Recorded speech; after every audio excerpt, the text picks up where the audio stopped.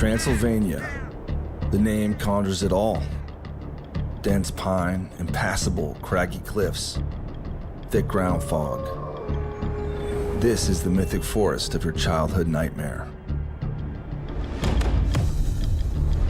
Bran Castle, billed as the last standing relic of a man some call Dracula.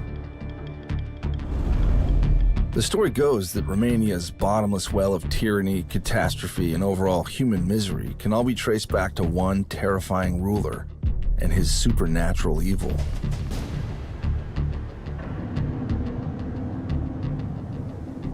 Vlad III Basarab, better known as Vlad the Impaler, he was nicknamed Dracula, which means the son of the devil. Ah, okay.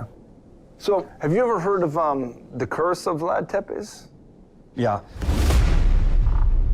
He lost his wife, he lost his dynasty, he lost his family, and he signed a document in order to bring a curse down against his enemy, and he promised that he will return. That was his curse, and I will take revenge against those that they betrayed me.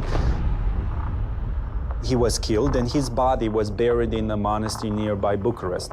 Later on, when they opened the coffin, they never found his body, which is quite creepy. Yeah, right. You do start to wonder, what if he's coming back again? So you'd be worried if you were his enemy, you might be a little nervous. Yeah. Vlad spent much of his life constructing a fearsome persona. In some ways, his reputation was so extreme that it haunts the entire world. So one of his tactics was to capture prisoners and then impale them.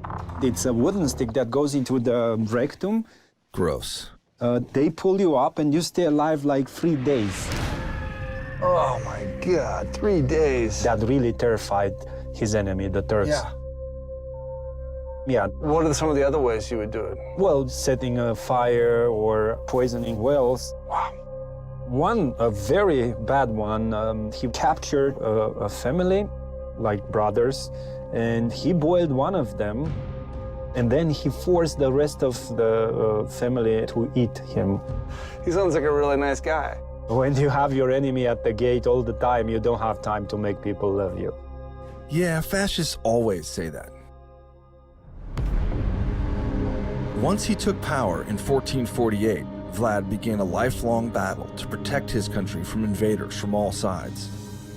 Hungarians, rival nobles, but most of all, the ever-expanding, ruthless Ottoman Empire, Vlad's mortal enemy. The other kings and rulers of his time had surrendered, and they all paid tribute, but Vlad fought on, with a sheer hatred that defies description.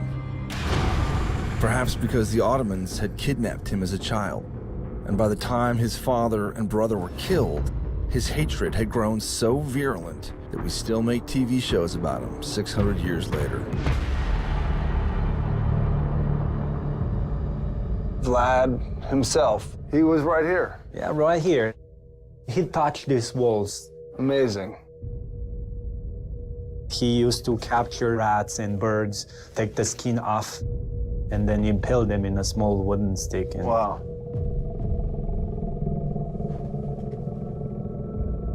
You know, 600 years ago, there was a real person here. Vlad the Impaler. Looked out his little window. Thought about revenge.